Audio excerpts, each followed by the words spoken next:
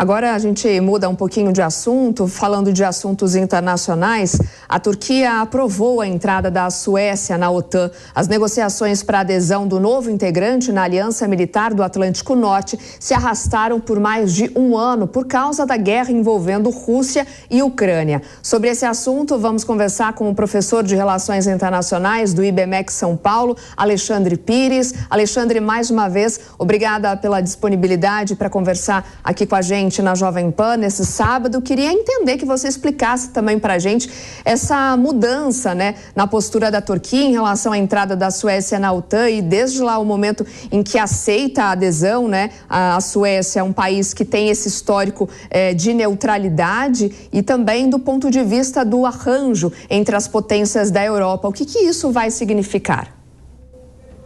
Olá, Soraya, é uma satisfação estar aqui com vocês.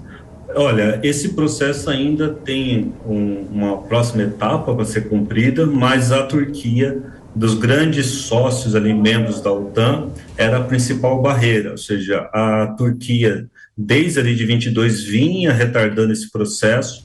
Havia divergências que não são só ligadas à geopolítica, no sentido da Turquia estar criando obstáculos para facilitar algum oponente do Ocidente. Na verdade, a Turquia tem interesses próprios, é uma potência regional, e ela tinha um pleito ali há algum tempo para aquisição de caças, né? Tanto é que com essa aprovação, o presidente ali americano já emitiu um sinal para o Congresso, ali, claro, numa costura com o secretário de Estado Blinken, para que os Estados Unidos vendam caças F-16 para a Turquia. Essa era a principal questão ali a ser resolvida. Então a Turquia conseguiu essa sinalização, aprovou, no momento também que a pressão da Rússia, né, se enfraquece, porque a guerra foi desgastando também a Rússia, então ela não conseguia fazer uma pressão que afetasse, digamos, o abastecimento da Turquia com relação a gás e outras matérias-primas,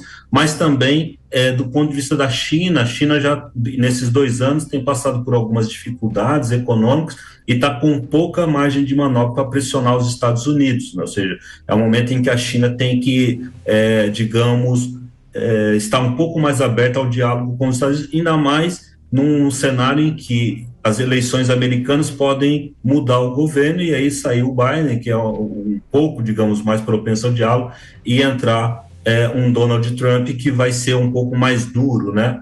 Então esse é o principal ponto, ou seja, muda demais o cenário, mas o processo ainda tem um obstáculo, como eu colocava, que é a Hungria, que agora é o único membro da OTAN que ainda não aprovou a adesão da Suécia ao bloco, né? Ou seja, a OTAN, que é a Aliança do Atlântico Norte, uma aliança militar importante. Isso agora faz com que a Hungria tenha que se posicionar. Ninguém sabe muito bem por que a Hungria tem resistido a esse processo, não está claro o que ela quer em troca, tá? Então, nós sabemos que a União Europeia tem feito muita pressão sobre o governo Viktor Orbán, que é um governo bastante conservador. A Constituição sofreu reformas bastante conservadoras, é um país que tem uma linha e um governo e um partido muito forte nesse sentido, de políticas mais conservadoras, e essa pressão da União Europeia, tentando até forçar uma troca de governo e apoiar outros partidos, tem feito com que o Viktor Orbán, né, tenha resistido a essas políticas que seriam mais propícias para o bloco. Então, como essa costura é muito mais complicada, porque pede uma mudança de visão da União Europeia, que tem tendido um pouco mais nesse último quadriênio a visões mais à esquerda, desde que a Merkel saiu,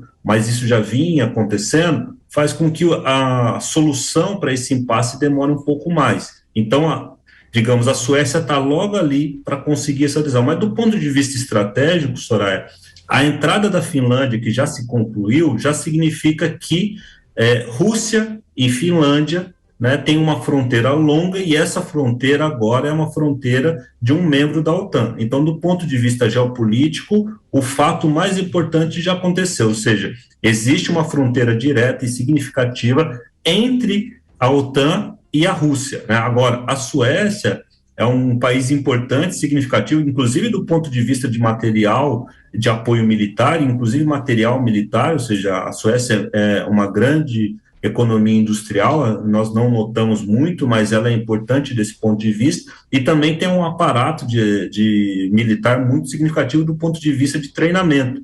Então, o equilíbrio de forças na Europa tem mudado e vai mudar mais. Agora, professor, com esse histórico de neutralidade, né, da Suécia, qual foi a principal motivação, então, para eles decidirem, né, cogitar a possibilidade de entrar na OTAN? Levantamentos recentes mostram que a maior parte dos suecos apoiam, de fato, essa movimentação, né, que a Suécia, portanto, entre na OTAN. Quais seriam, então, os benefícios para o país e para a própria OTAN?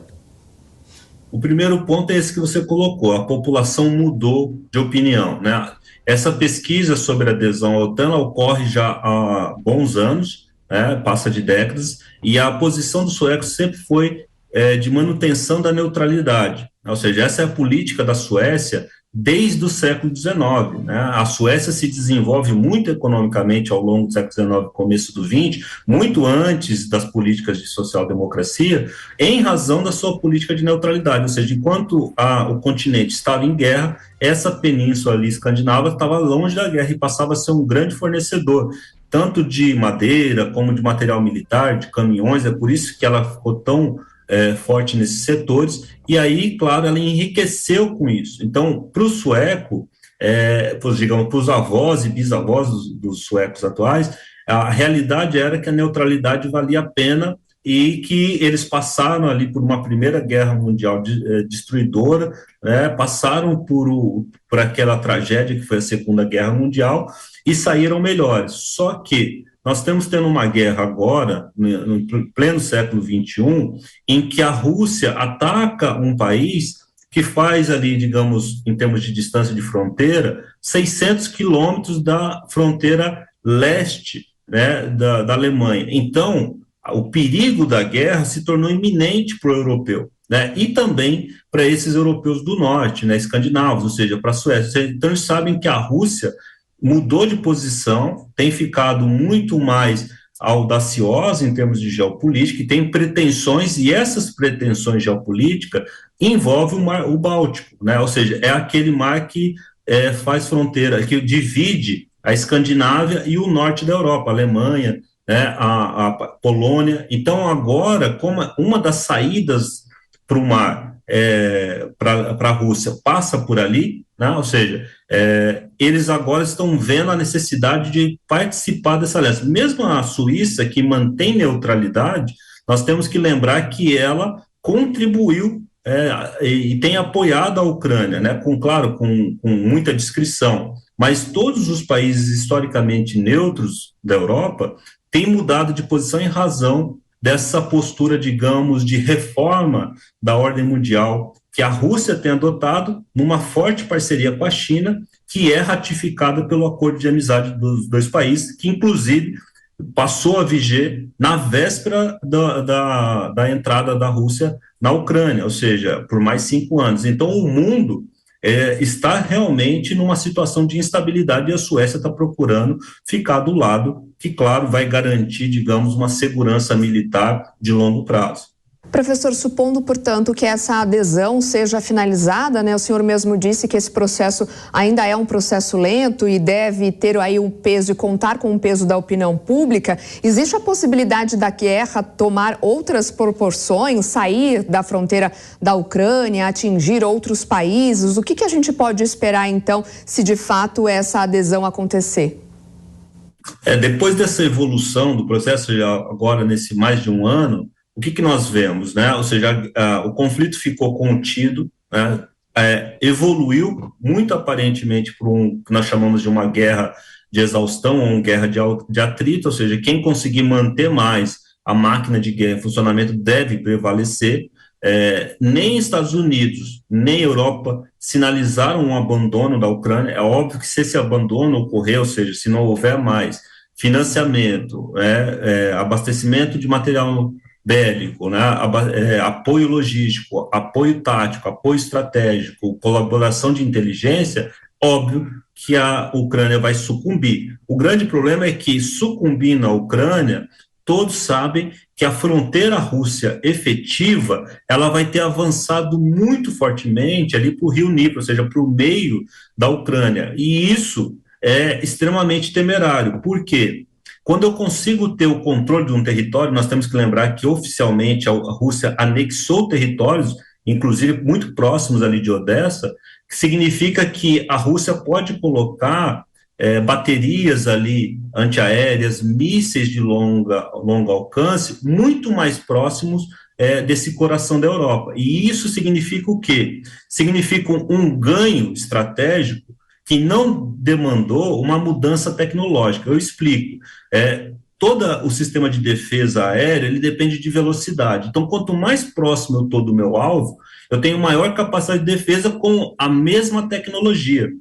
Então, a Rússia estaria numa grande vantagem, né? Então, assim, há uma preocupação hoje de manter esse status quo. Então, a guerra ela está contida na Ucrânia e aparentemente, tanto a Europa quanto os Estados Unidos conseguiram criar, digamos, esse impasse, ou seja, a guerra não se espraiou e a Rússia não tem capacidade de levar essa guerra adiante, a não ser que ela atingisse territórios de membros da OTAN. Atingindo territórios de membros da OTAN, obrigatoriamente todos os membros, inclusive os Estados Unidos, teriam que fazer uma ação de defesa e aí sim nós teríamos uma guerra continental. Então esse horizonte já, digamos, sumiu e nós temos agora uma realidade de um confronto que vai ser de longo prazo. Nós temos que lembrar que a Síria tem o apoio ali, o governo sírio do Bashar al-Assad tem o apoio da Rússia, prevalece, mas uma guerra na Síria continua, a gente nem fala dela. É a mesma coisa que está ocorrendo com a Ucrânia e nós temos outros conflitos que estão sinalizando isso, ou seja, conflitos de longuíssima duração. Conversamos ao vivo com o professor de Relações Internacionais do IBMEC São Paulo, Alexandre Pires. Professor, mais uma vez, nossos agradecimentos pela participação. Um ótimo final de semana para você. Até uma próxima oportunidade. Soraya, obrigado.